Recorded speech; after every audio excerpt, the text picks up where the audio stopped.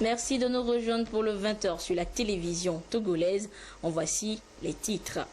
C'est officiel, le Ghana a un nouveau président. Nana Akufo-Addo, vainqueur de la présidentielle du mois dernier, a prêté serment hier samedi à Accra. Devant plusieurs chefs d'État, dont le président de la République Faure Eswazimna Gnazingbe, le nouvel homme fort du pays a promis de servir le peuple ghanéen dans le respect de la Constitution. Et puis la lutte contre la commercialisation et la consommation de croupions de dinde s'intensifie au Togo. Hier, c'est une importante cargaison saisie par les services de douane de l'Office togolais des recettes OTR qui a été détruite à Lomé.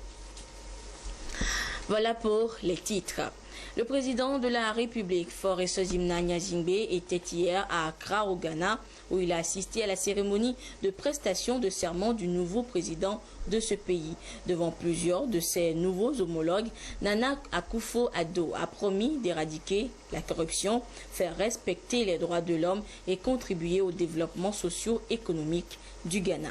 Retour sur cette cérémonie avec ce commentaire de Prudence Zissou.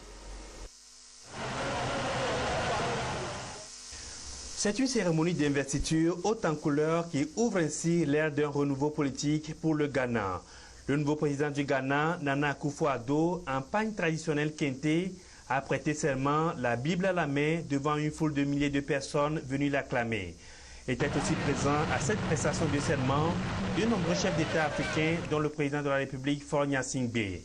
Les premiers mots du 5e président de la 4e République du Ghana, fervent défenseur des droits de l'homme, âgé de 72 ans, s'articulent en substance en ces termes.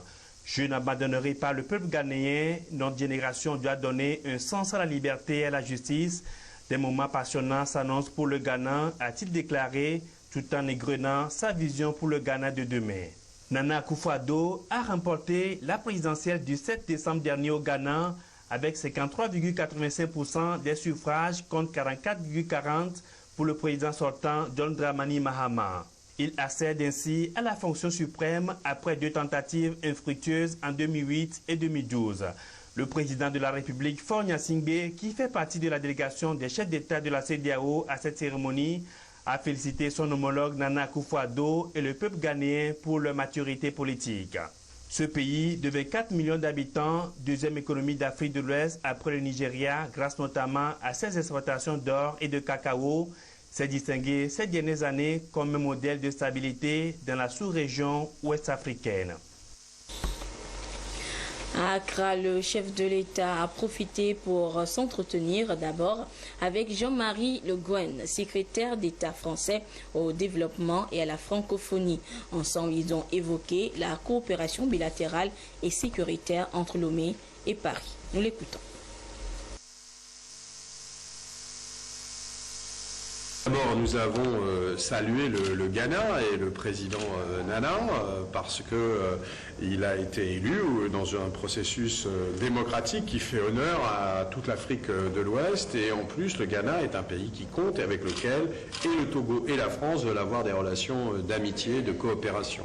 Et puis j'ai eu le plaisir et l'honneur d'aborder aussi des questions de relations bilatérales entre la France et le Togo, et notamment sur remercier le Togo dans ses prises de responsabilité. Vous savez que l'armée togolaise est présente à l'intérieur de la MINUSMA. Elle a une action forte au Mali pour la paix, pour la sécurité, pour le respect évidemment du développement du Mali, et nous lui sommes très reconnaissants et nous collaborons ensemble entre la France, l'opération Barkhane et la MINUSMA, mais plus largement entre la France et le Togo pour renforcer la sécurité, à la fois au plan militaire de la sécurité, mais aussi au plan politique, trouver les voies et moyens de renforcer la stabilité au Mali, et donc les processus inclusifs.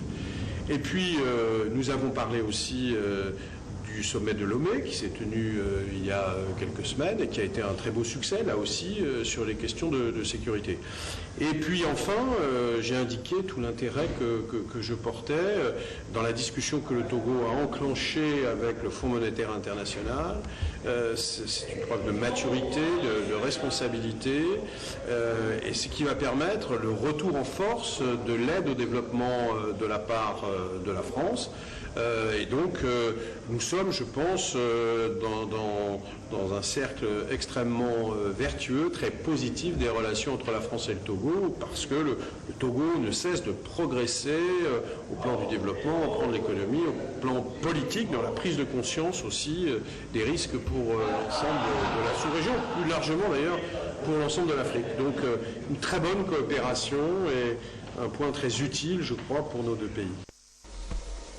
Ensuite, le chef de l'État Faure Gnassingbé a échangé avec François-Xavier de Donéa. Avec le ministre belge, le président de la République est revenu sur la réhabilitation et la gestion de la faune au Togo. Le ministre belge s'est confié à la presse togolaise à sa sortie d'audience.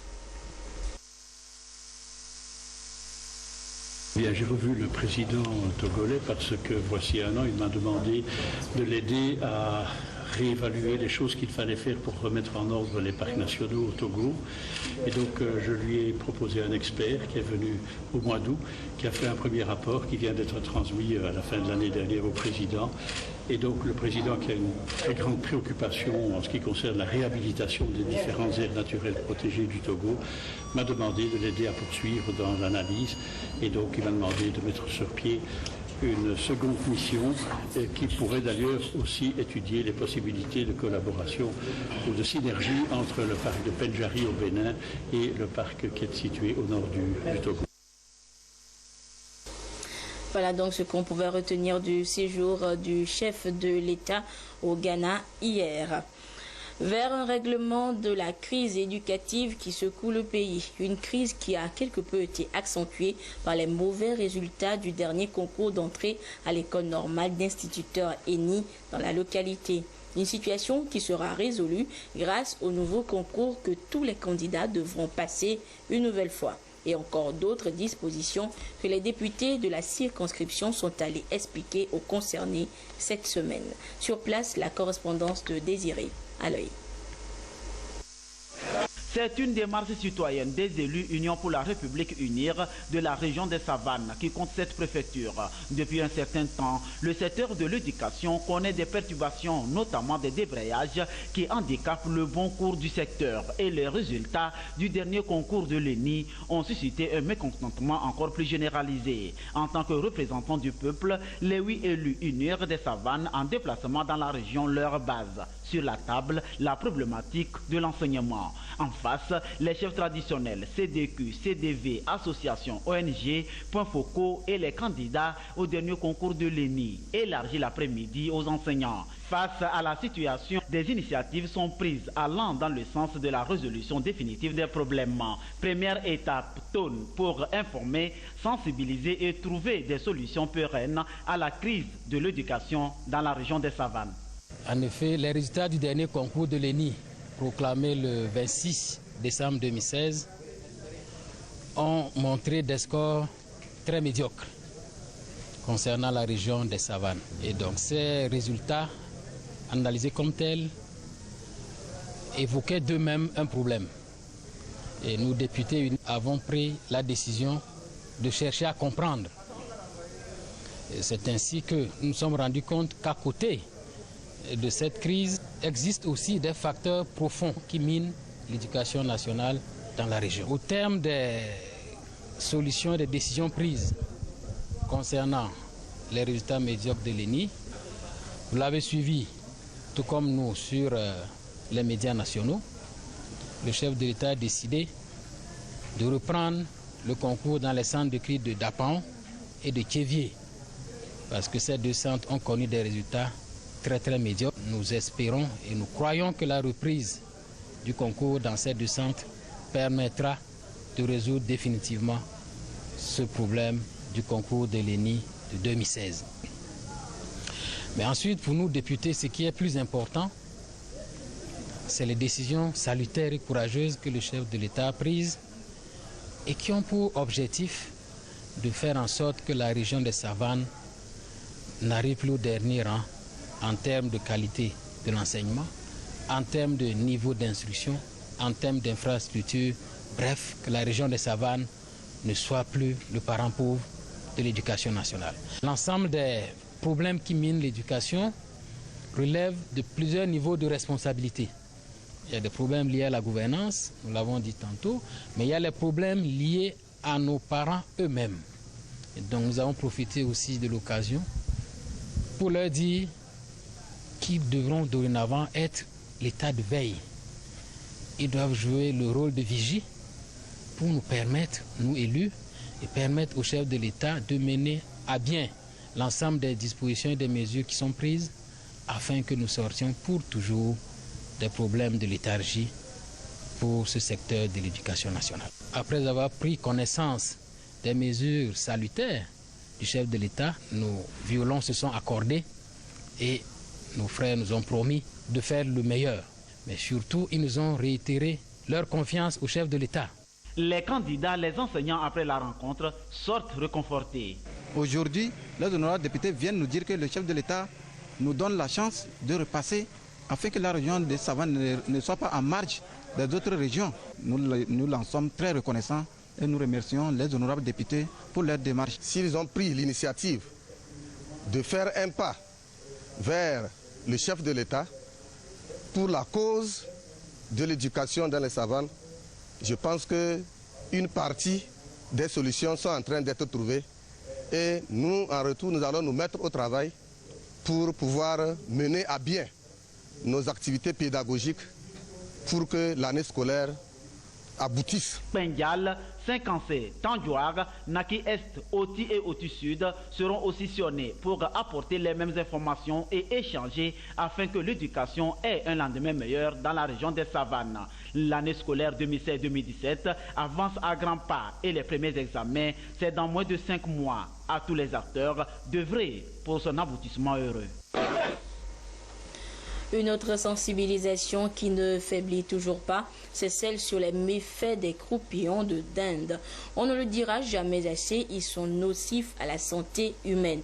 Et pour joindre l'acte à la parole, les services de douane de l'OTR, Office togolais des recettes, ont procédé à la destruction de 5000 cartons de ces croupillons saisis. Arnaud Kili.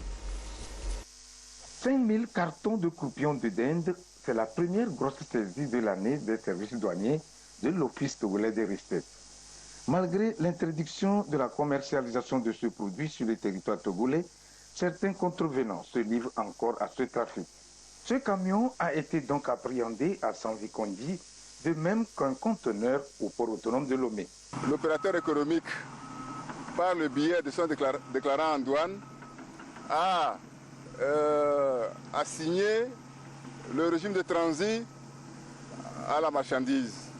Et donc, ils ont déclaré les croupillons de dinde en transit sur Cotonou. Arrivés à Sabikondi, ils ont voulu solliciter un changement d'itinéraire pour rentrer dans le Bénin.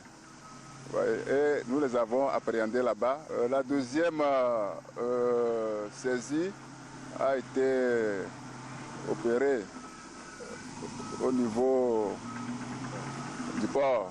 Donc l'opérateur économique a importé à la LCT un conteneur de 40 pieds contenant donc 2500 cartons de croupillons de dinde, avec de faux documents.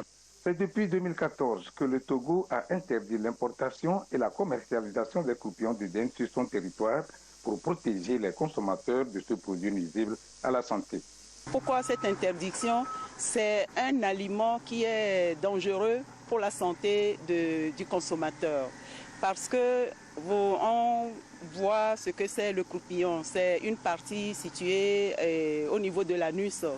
Et pour faire croître rapidement les sujets, donc les dindes, le croupillon qu'on appelle communément adokubi, c'est par là qu'on introduit une hormone de croissance.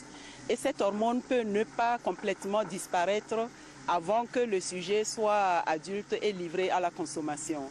Bon, non seulement de par sa position, il peut être sujet à des souillures. Et quand on consomme cette partie, on peut faire des gastro-entérites, notamment la diarrhée, le vomissement, parce qu'il y a des salmonelles, des germes, comme les salmonelles, dont souffrir de salmonellose. Au-delà de ça, cette hormone peut ne pas être complètement éliminée avant que le sujet soit adulte et livré à la consommation. Or, on sait que les hormones dans l'organisme humain peuvent provoquer beaucoup de dégâts. L'OTR appelle à la vigilance et exhorte tous les consommateurs à signaler tout déchargement suspect de ces produits prohibés sur le territoire national. Le point sur la lutte contre les sachets plastiques à présent. Depuis 5 ans déjà, une loi interdit la production, l'importation et la commercialisation de ces sachets plastiques. Où en est-on aujourd'hui?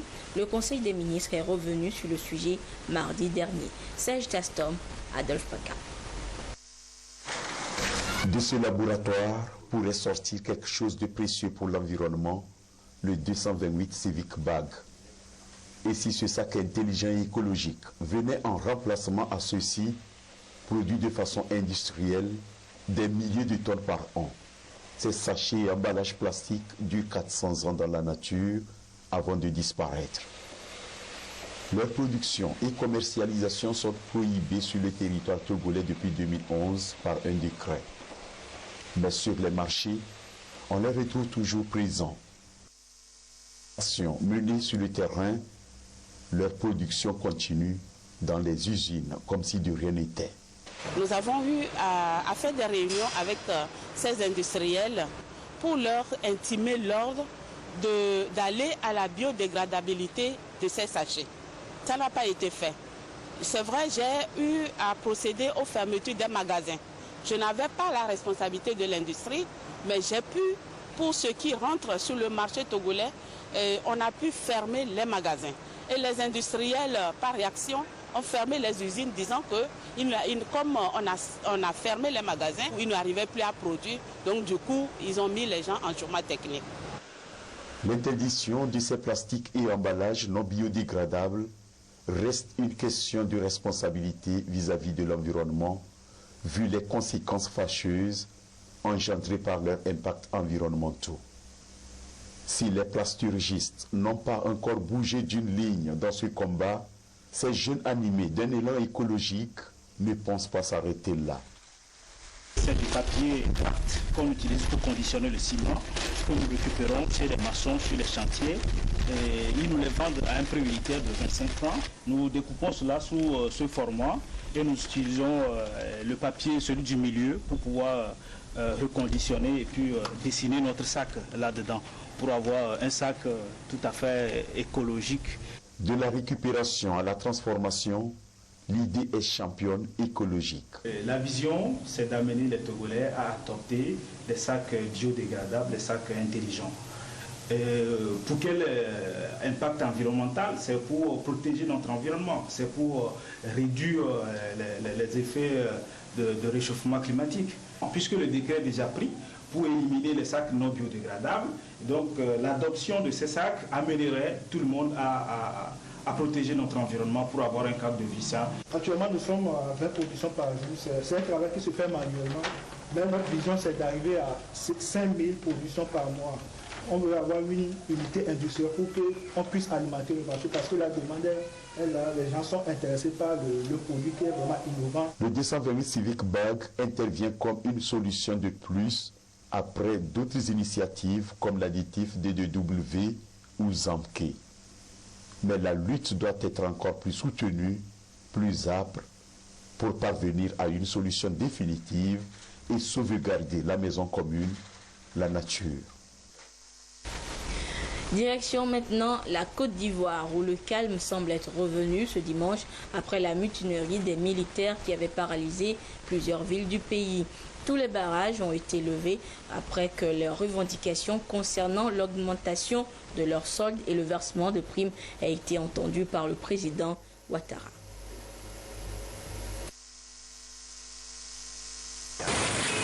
Le calme de retour dans les rues de Bouaké, avec son trafic habituel et ses policiers en uniforme. Plus de mutins en armes, ni de soldats cagoulés en ville. Et pourtant, samedi, ils étaient des dizaines à occuper avenues et carrefours en signe de protestation. Une mutinerie au son de rafales de Kalachnikov et de tirs à l'arme lourde qui avait semé la panique chez les habitants. 24 heures plus tard, les militaires sont rentrés dans leur caserne. Mais pour les convaincre, il a fallu des heures de négociations sous la houlette du ministre de la Défense. Alain Richard Donwayi, arrivé au plus vite pour apaiser les esprits. On va en discuter, qu'ils ne s'inquiètent pas. On est ici en famille. On va discuter de ce qui se passe. Discuter en famille. Des mots choisis avec précaution pour calmer la colère des militaires. Pas question de laisser les mutineries prendre de l'ampleur dans un pays marqué par les coups d'État. D'autant plus que la révolte des soldats n'est pas qu'à Bouaké, mais aussi à Mans, Daloa, Korogo et Abidjan. Partout, les demandes sont les mêmes. Paiement d'arriérés et de primes, hausse de salaire, promotion accélérée et meilleures conditions de logement. Je tiens à dire qu'il ne s'agissait pas de négociation. Nous sommes venus discuter en famille avec nos hommes, leurs préoccupations et pouvoir rendre fidèlement compte au président de la République de nos discussions. À la sortie de la réunion, les mutins se disent satisfaits. Tous les barrages seront libérés et les gens vont rentrer en caserne, les voitures vont circuler, tous les barrages seront libérés. Et pourtant, Alain Richard Donwayi et sa délégation seront encore retenus 2 heures avant d'être libérés. L'accord entre le ministre et les mutins est validé le soir même par le président en personne. Alassane Ouattara, rentré précipitamment du Ghana voisin pour gérer la crise. Je confirme mon accord pour la prise en compte des revendications. Je voudrais redire que cette manière de revendiquer n'est pas appropriée. Une phrase qui sonne comme un timide rappel à l'ordre dans ce pays marqué par près d'une décennie de violence politique. Au Nigeria, c'est grâce aux efforts des militaires justement qu'on a retrouvé il y a quelques jours l'une des lycéennes de Chibok, enlevée il y a 3 ans par les hommes de Boko Haram. 3 ans après, on est toujours sans nouvelles de plus de 190 d'entre elles.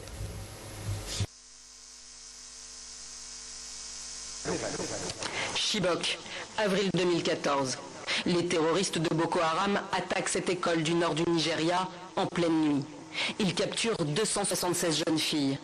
57 parviennent à s'échapper. Pour les autres, c'est le début du cauchemar. 3 semaines après leur enlèvement, le chef de Boko Haram envoie une vidéo à l'agence France-Presse. Il dit vouloir vendre ses otages. 1 semaine plus tard, une nouvelle vidéo montre une centaine de jeunes filles, voilées, récitant le Coran. Cette fois, les terroristes veulent les échanger contre des prisonniers. Le drame des filles de Chibok suscite l'émotion et la mobilisation internationale, mais le battage médiatique s'essouffle. 6 mois après leur enlèvement, le mouvement Bring Back Our Girls est bien seul à faire pression sur les autorités nigérianes. Investi en mai 2015, le président Buhari fait de la lutte contre les djihadistes la libération des élèves de Chibok sa priorité. Mais pendant 1 an, rien ne se passe. Jusqu'à cette vidéo, la première preuve de vie des otages. 15 jeunes filles alignées, effrayées, affirment être des élèves de l'école de Chibok. Mai 2016, une première lycéenne est retrouvée dans la forêt de Sambisa, une réserve naturelle devenue le sanctuaire des hommes de Boko Haram. Reçue par le président, elle lui tend son bébé, né en captivité. L'espoir renaît, mais le sadisme des djihadistes continue. Cet été, ils diffusent une vidéo de filles qu'ils présentent comme des élèves de Chibok. Ils affirment que certaines sont encore vivantes, les autres auraient été tuées dans des raids aériens. En octobre, le groupe libère 21 otages. Elles auraient été échangées contre 4 prisonniers. Dernière libération en date, le 5 janvier, l'armée nigérienne retrouve une nouvelle lycéenne avec son bébé dans une localité proche de Sambisa. Malgré les succès militaires de l'armée nigériane soutenus par les forces régionales et la libération de plusieurs centaines d'otages, les autres filles de Chibok restent introuvables. Si elles sont encore en vie, elles servent aux terroristes d'esclaves sexuels ou de bombes humaines. Des islamistes qui sont également aux portes de Zender, une ville du Niger qui a été secouée en 2015 par une vague d'émeutes anti-chrétiens et anti-français. À l'origine de ces violences, la caricature du prophète Mahomet. 2 ans après, la ville tente de renaître de ses cendres. Il y a encore quelques mois, cette classe de chant et de musique semblait définitivement appartenir au passé. Et pour cause, 2 ans avant, une centaine de jeunes islamistes avaient incendié les lieux au cri de Allahu Akbar, à mort la culture, à mort la France. Si aujourd'hui le centre culturel franco-nigérien, entièrement dévasté par un incendie, a été en partie reconstruit, Bawa, son courageux directeur, n'a pas oublié. Ce jour-là, il avait tenté jusqu'au bout de calmer les esprits. Il échappera de peu à un lynchage. Je ne savais même pas où j'étais. D'abord, j'avais les yeux fermés. J'avais les yeux fermés parce que je ne comprenais pas cette situation. Donc voilà pourquoi il y a des amis qui m'ont appelé pour me dire de partir. J'ai refusé de partir. Je suis resté jusqu'à la fin. Et parmi les livres togolais, il y avait quoi? Bon, il y a du tout parce qu'on a aussi des écrits arabes. Il y a des écrits arabes. C'est une bibliothèque qui date des années 60. On a tout. Il y a des gens qui ont fait des dons. Il y a des ouvrages qu'on ne peut plus retrouver. Pas très loin, dans l'enceinte de la mission catholique de Zinder, les traces des violences contre les chrétiens sont encore très présentes. Une personne aurait même été brûlée vive dans la cathédrale entièrement dévastée. Et c'est dans ce bâtiment épargné par les flammes que l'office est désormais célébré chaque dimanche. Sur les 500 catholiques recensés avant les exactions, il n'en reste qu'une poignée.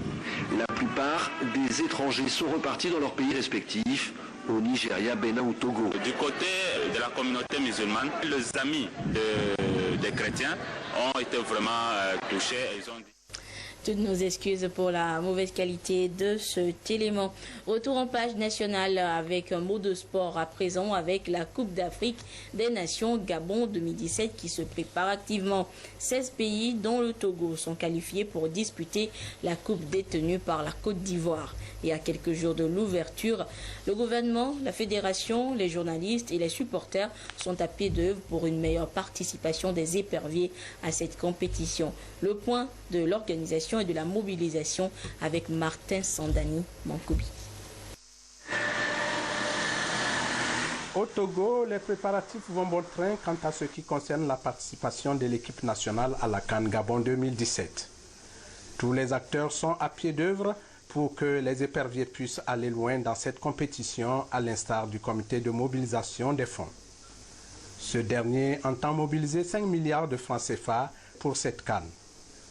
Les membres du comité ont rassuré les Togolais qu'ils fonctionneront en toute transparence. C'est donc la fibre patriotique que nous voudrons que chaque Togolais puisse, à travers le message du chef de l'État, qui, à travers le décret, constituait l'ensemble des commissions. Nous faisons partie de la commission de mobilisation des fonds, une commission totalement indépendante des autres, pour que la transparence soit de mise. Je tiens d'ores et déjà à dire à tout le peuple togolais, aux opérateurs économiques, à tous ces donneurs potentiels qui vont se mobiliser pour soutenir les éperviers, que nous avons pris la mesure de la chose pour rendre compte régulièrement et faire en sorte que, à travers les comptes qui sont créés, qu'ils puissent eux-mêmes aller consulter. Malgré le retard dans l'organisation, bon nombre de citoyens pensent que tout ira pour le mieux. C'est vrai que l'équipe togolaise regorge de joueurs qui ont eu du mal dans leur club, qui ont eu du mal à s'imposer dans leur club. Quand on prend Serge Gakpé, il ne joue pas régulièrement. Quand on prend le capitaine Cheya Adebayor qui n'a plus de club depuis plusieurs mois, le Golagassak aussi, mais avec l'expérience qu'ils ont, je pense qu'ils pourront faire l'affaire. Et puis ça dépendra de la concentration et de tout ce qu'ils sont en train de faire au stage à Djambars au Sénégal. Ça va être une compétition assez compliquée. Un stage bloqué de 10 jours au Sénégal qui forcément va permettre aux joueurs de faire naître une certaine cohésion, de faire naître une certaine ambiance qui puisse leur permettre d'aller très loin. Je crois qu'à la tête de cette sélection, on a également un entraîneur connu de tous, un globe-trotteur qui est Claude Leroy, qui est à sa 9e participation, le Togo aussi. Donc ça pourrait quelque part apporter un plus à ce groupe. Les joueurs savent que cet entraîneur ne fera pas de cadeau à qui que ce soit. Donc je pense que cette préparation, cette organisation, on dira qu'il y a du mieux dedans par rapport aux éditions précédentes, quoi qu'on dise. Le Togo évolue dans la poule C avec la Côte d'Ivoire, le Maroc et la RDC. Un groupe assez relevé, mais qui n'empêchera pas les éperviers d'émerger dans cette compétition. Ça suscite autant d'engouement, autant d'enthousiasme, surtout que le Togo est qualifié. Je crois que ça a apporté encore une fois de la joie Et cette qualification, souvenez-vous, a été très difficile et les gens même ont parlé de qualification tombée du ciel. Donc à partir de ce moment-là, la joie est encore plus intense. Maintenant, par rapport au groupe du Togo, honnêtement, sur le papier, le Togo est le petit poussé de ce groupe. Maintenant, ça va se jouer sur le gazon et le football a souvent j'allais dire, des surprises. Au moment où on l'attendait moins, c'est en ce moment qu'on le voit franchir des étapes à la grande surprise de tout le monde. Même quand on prend la qualification togolaise, à un moment donné, plus de la moitié des Togolais ne croyaient pas, mais elle est arrivée. Donc je me dis que ça peut encore être possible si réellement on se prenait mieux. Et par rapport à ça, je constate du moins qu'il y a un tout petit peu du travail qui se fait. Il n'y a pas trop de polémique autour de ce travail. Aujourd'hui, la sélection est en stage au Sénégal et tout se passe pour le moment bien. Mais nous osons croire que le Togo peut apporter quelque chose, peut faire des surprises. La CAN Gabon 2017 démarre le 14 janvier prochain avec le match d'ouverture Gabon-Guinée-Bissau à 17h temps universel. Le Togo fera sa première sortie le 16 janvier contre la Côte d'Ivoire à 17h à Ouihem. Amélémia 6 est l'intitulé d'un show, un méga concert de chant choral organisé cet après-midi du côté du Palais des Congrès de Lomé par la jeunesse chrétienne d'Agoué-Nivé. 5 heures de show non-stop que nous font vivre en ambiance Sonia Ménico et Rachel Aoko.